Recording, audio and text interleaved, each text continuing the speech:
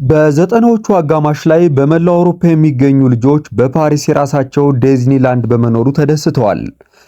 እነዚህ ሁለት ልጆች ከስዊዘርላንድ ድረስ የመጡት ቤተሰቦቻቸው እዚህ እንዲያመጧቸው ለዘመናት ሲለምኑ ቆይተው ነው።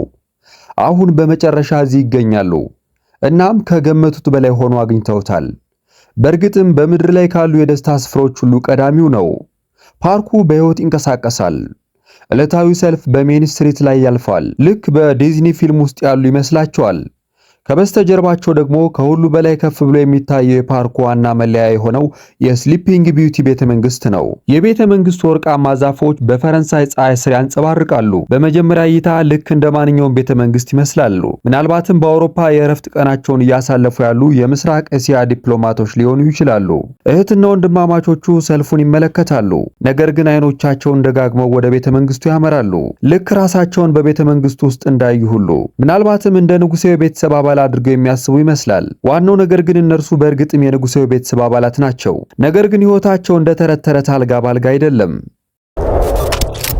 ልጁ ሲያድግ የራሱ ግዛት ይኖረዋል።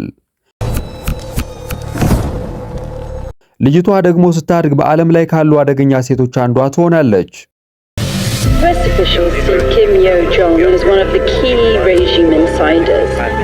በዓለም ላይ ይፋዊ የሆነው ኪም ጆንግ ኡን ከስርዓቱ ቁልፍ መሪዎች አንዱ ነው።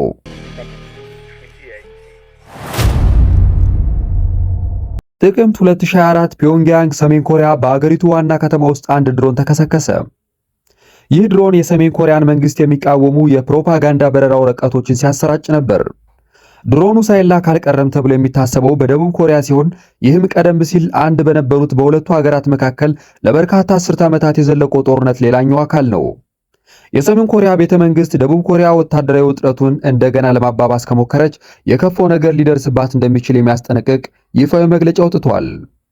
የከፋው ነገር ማለት የኒውክሌር አጸፋ እርምጃ ማለት ነው። በድንበሩ ላይ ያለው የጦር ዝግጅት ከፍተኛ ደረጃ ላይ ደርሷል።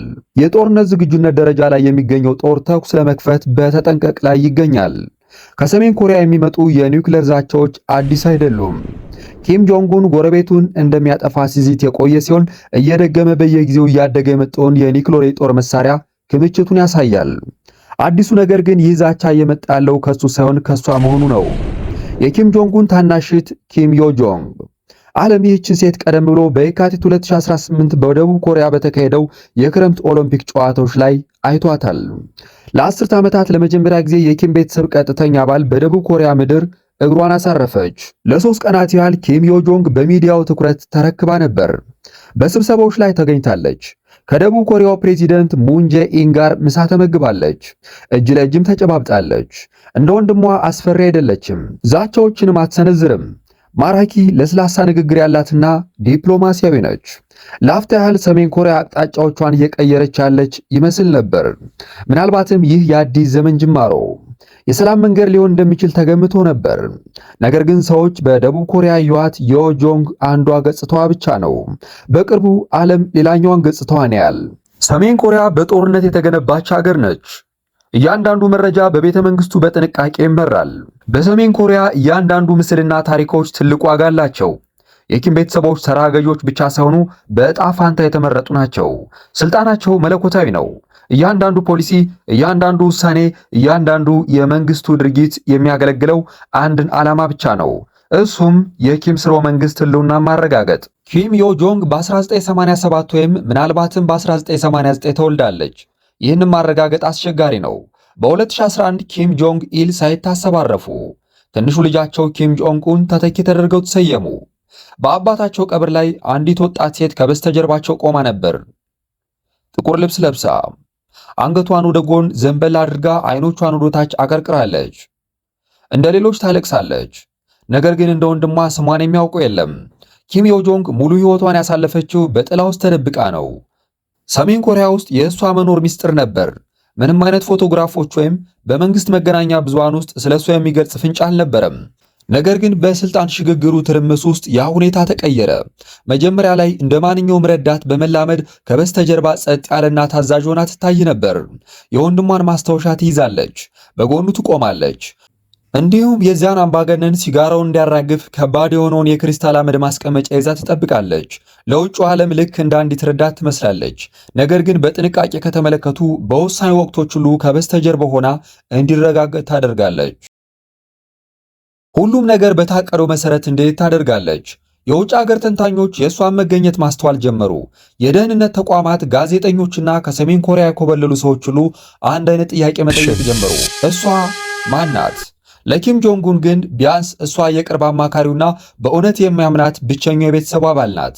ምናልባትም ይህ በአውሮፓ ካሳለፉት የልጅነት ጊዜ ጋር የተያዘ ሊሆን ይችላል። ስዊዘርላንድ በዘጠኖቹ አጋማሽ ሁለት የሰሜን ኮሪያ ልጆች በበርን ከተማ በሚገኝ የግል ትምህርት ቤት ተመዘገቡ። በይፋ የዲፕሎማቶች ልጆች ናቸው ተባለ። ነገር ግን በፓስፖርታቸው ላይ የሰፈሩት ስሞች ሐሰተኛ ናቸው። የሰሜን ኮሪያ በጣም ኃያል ቤተሰብ ወራሾች መሆናቸውን የሚያውቅ የለም። እነዚህ ከፒዮንግያንግ ርቆ በሚገኙበት ሀገር እነርሱ ተራ የውጭ ሀገር ልጆች ብቻ ናቸው። ለክፍል ጓደኞቻቸው እግር ኳስ እንደሚጫወቱ፣ ጓደኞቻቸውን ወደ መጠነኛ መኖሪያ ቤታቸው እንደሚጋብዙ፣ ለበረዶ ላይ ስኬቲንግ ጉዞ እንደሚመጡ፣ አውሮፓ እንደሚጎበኙና ዲዝኒላንድ እንደሚጎበኙ እንደ ማንኛውም ተራ ልጆች ይታያሉ። ተራ ቤተሰብ ይመስላሉ፣ ግን አይደሉም። እናታቸው የምትመስላቸው ሴት እናታቸው አይደለችም። አክስታቸው ኮ ያንግ ሱክ ስዊዘርላንድ ውስጥ እንድትንከባከባቸው የተላከች ናት። ከዓመታት በኋላ ግን ወደ አሜሪካ የኮበለለች ሲሆን ከዚያም ጊዜ ጀምሮ በሚስጥር እየኖሩ እንደሆነ ይታመናል። ኮ ያንግ ሱክ ለዘፖስት እንደተናገረችው ኪም ታናሽ ወንድሙና ታናሽ እህቱ ስዊዘርላንድ በሚገኘው የቦርዲንግ ትምህርት ቤት በሚማሩበት ወቅት እነሱን ለመንከባከብ ከሰሜን ኮሪያ ተጉዛ ነበር። ልክ እንደ ሐሰተኛ እናታቸው ሁሉ አንድ ቀን ሁለቱ ሐሰተኛ የዲፕሎማት ልጆችም ድንገት ተሰወሩ። ምንም ማስጠንቀቂያ ወይም የስንብት ቃል አልነበረም። ጆንጉንና ዮጆንግ ከትምህርት ገበታቸው ተነቅለው ወደ ሰሜን ኮሪያ ተመለሱ። ዮጆንግ በስዊዘርላንድ የነበራት ቆይታ ካበቃ በኋላ በፒዮንግያንግ በሚገኘው የኪም ኢልሱንግ ዩኒቨርሲቲ የኮምፒውተር ሳይንስ አጥንታለች። በ2014 ስልጣን ከተያዘ ከ3 ዓመታት በኋላ ልዑል መሪው ወንድሟ የሕክምና ክትትል ለማድረግ በተገደደበት ወቅት ዮጆንግ የመንግስትን የሥራ ኃላፊነቶች ተረክባም ነበር። በዓመቱ መጨረሻ ላይ ወንድሟ በሰሜን ኮሪያ ውስጥ እያንዳንዱ ምስል፣ ንግግርና የዜና ዘገባ በመቆጣጠር በሚታወቀው የፓርቲው የማነቃቂያ ክፍል ውስጥ የመጀመሪያ ምክትል ዳይሬክተር አድርጎ ሾማት። በ2017 ኪም ዮጆንግ በይፋ የሰሜን ኮሪያ ብቸኛ የፖለቲካ ስርዓት ገዢ አካል ወደ ሆነው ፖሊት ቢሮ አደገች። አሁን ከፍተኛውን የስልጣን ማማ መቀመጫ አግኝታለች። ነገር ግን እውነተኛ ችሎታዋ ግን አሁንም በፕሮፓጋንዳው መስክ ላይ ነው። ኪም ጆንጉን በሚገኝበት ቦታ ሁሉ ኪም ዮጆንግም ትገኛለች። እንደ እህቱ ብቻ ሳይሆን እንደ ህዝብ ግንኙነት ስራ አስኪያጅና እንደ ጥለው ጭምር። እሱ ከመድረሱ በፊት መድረኩን ታመቻቻለች፣ ሲወጣም እንደ መንፈስ ትከተለዋለች። ከአንድ ዓመት በኋላ ግን በህይወቷ ለመጀመሪያ ጊዜ የመድረኩን መካከለኛ ስፍራ ትይዛለች። የሰሜን ኮሪያ መሪ ኪም ጆንጉን እህት ከ1950 እስከ 53 የኮሪያ ጦርነት ወዲህ ደቡብ ኮሪያን የጎበኘች የመጀመሪያዋ የቤተሰቡ አባል ሆናለች። ኪም ዮጆንግ በውስጥ የሚሳተፈው የከፍተኛ ልዑካን ቡድን አባል ነች። የ2018 የክረምት ኦሎምፒክ መክፈቻ ስነ ስርዓት ላይ ደቡብ ኮሪያንና ዓለም አቀፍ መገናኛ ብዙሃንን በማራኪነቷ ማርካለች። ይህ ደግሞ የራሱ የሆነ ስልታዊ ዓላማ ያለው ይመስላል።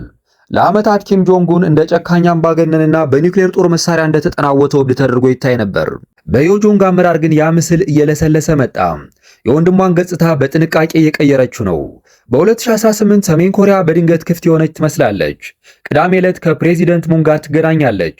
ስብሰባው በጥሩ ሁኔታ ከተጠናቀቀ ደግሞ ጉብኝቱ ለሁለቱም ሀገራት መሰረት ሊጥል እንደሚችል አንዳንድ ባለሙያዎች ይናገራሉ።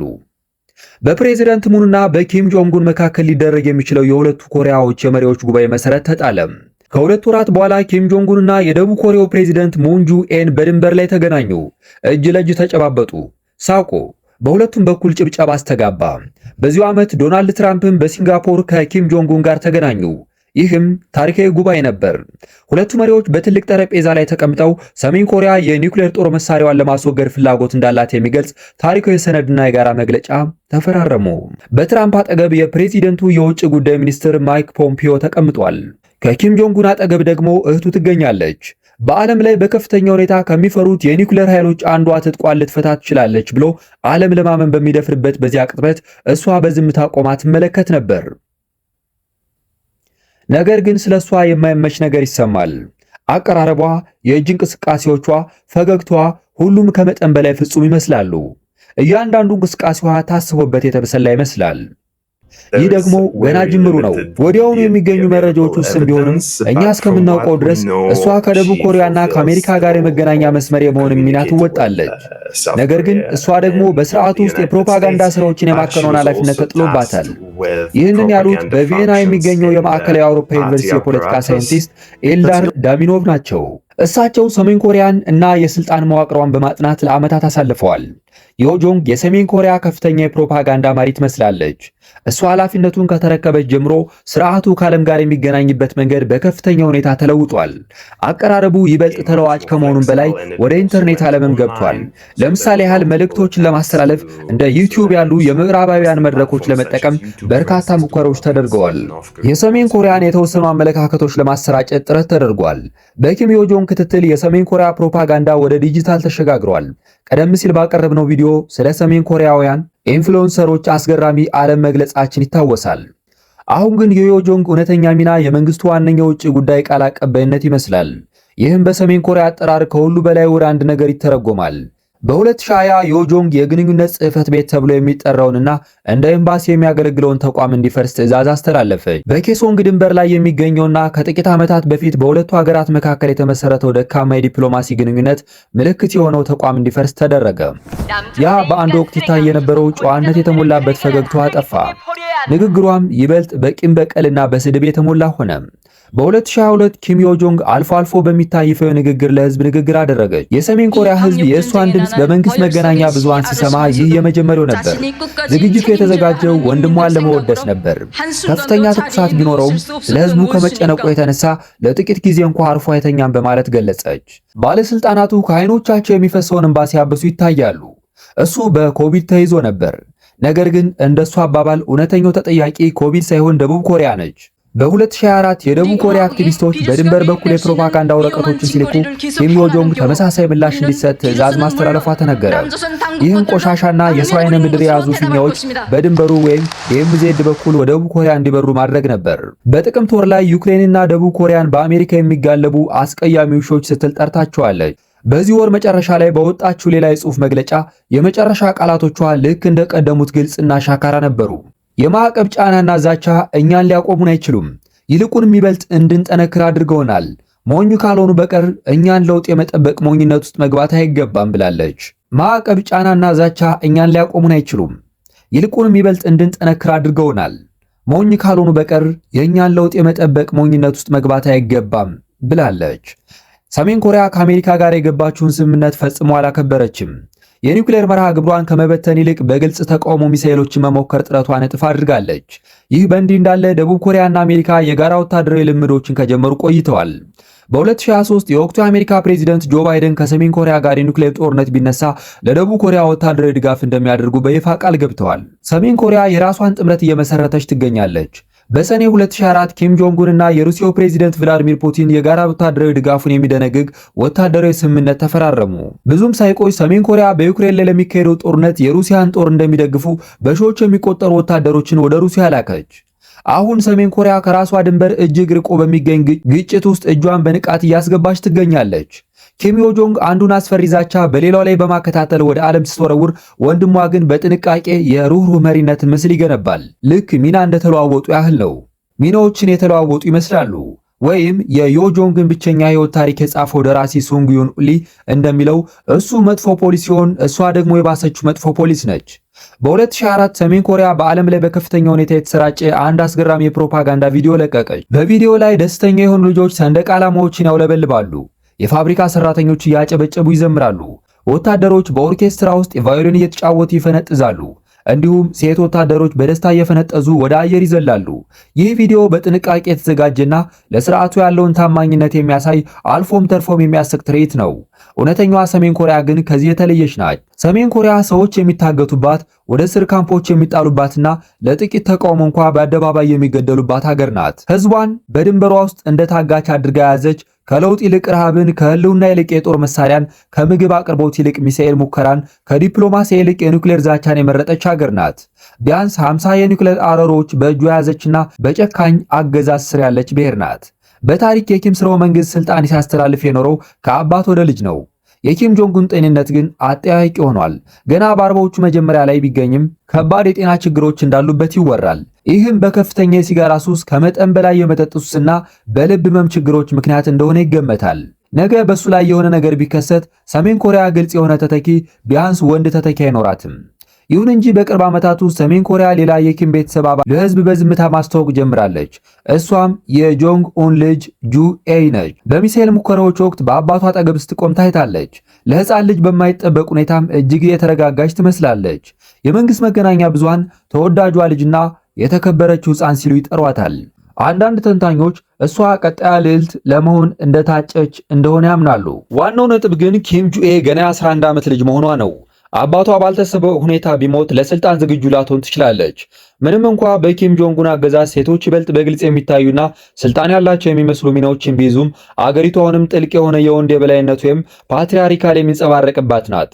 ሴቶች ስርዓታዊ በደል፣ የወሲብ ጥቃትና የጉልበት ብዝበዛ ይደረግባቸዋል። ይህም ብዙ ጊዜ በመንግስት ባለስልጣናት እጅ የሚፈጸም ነው። ከአገሪቱ ከሚኮበልሉ ሰዎች መካከል 70 በመቶዎቹ ሴቶች ሲሆኑ አብዛኞቹ ወደ ቻይና ይሰደዳሉ። በዚያም ለሰው ልጅ ዝውውር ወይም ለብዝበዛ ይጋለጣሉ። ምክንያቱም ከሰሜን ኮሪያ ማምለጥ ፈጽሞ የማይቻል በመሆኑ ነው። አንዲት ሴት ልጅ ኪም ጆንግ ኡንን ለመተካት የምትችል ሴት ብትኖር ለስራው የሚያስፈልገው ስልጣን፣ ልምድና ተሰሚነት ያላት መሆን ይኖርባታል። በአንድ ወቅት ከበስተጀርባ ሆና በዝምታ የምትታየው እህቱ ኪም ዮ ጆንግ አሁን በሰሜን ኮሪያ ውስጥ ካሉ እጅግ ኃያልና ተፈሪ ግለሰቦች አንዷ ሆናለች። በእሷ ክትትል ስርዓቱ ዓለም አቀፋዊ ገጽታውን ከምንጊዜውም በላይ በጥንቃቄ መቆጣጠርን ተምሯል። ነገር ግን የእሷ ስልጣን ወሬዎችን በመቆጣጠር ላይ ብቻ የተገደበ አይደለም። እስከ 2001 ድረስ ባለው ጊዜ ውስጥ የጆንግ የወንድሟን ፈለግ መከተሏ ተዘግቧል። እንደ በርካታ ምንጮች ገለጻ እሷ በግል ግድያ እንዲፈጸም ታስተላልፋለች። ከፍተኛ የመንግስት ባለስልጣናት እንዲገደሉ ትዕዛዝ የሰጠችው በሰበብ አስባብ ወይም በቀላሉ ስላበሳጯት ብቻ እንደሆነ ይነገራል። ምናልባትም ስለ እሷ እጅግ አደገኛ የሆነው ነገር በቀጥታ በኪም ጆንግ ኡን ጋር ያላት የቅርብ ግንኙነት ነው። እሷ የኒውክሌር አዝራሩን በእጁ የያዘና ከማንም በላይ በእሷ ውሳኔ ላይ እምነት የሚጥል ብቸኛ ሰው ነው። እሷ ደግሞ ስልጣኗን ለማስከበር ምንም ያህል ርቀት ልትጓዝ እንደምትችል ማንም አያውቅም።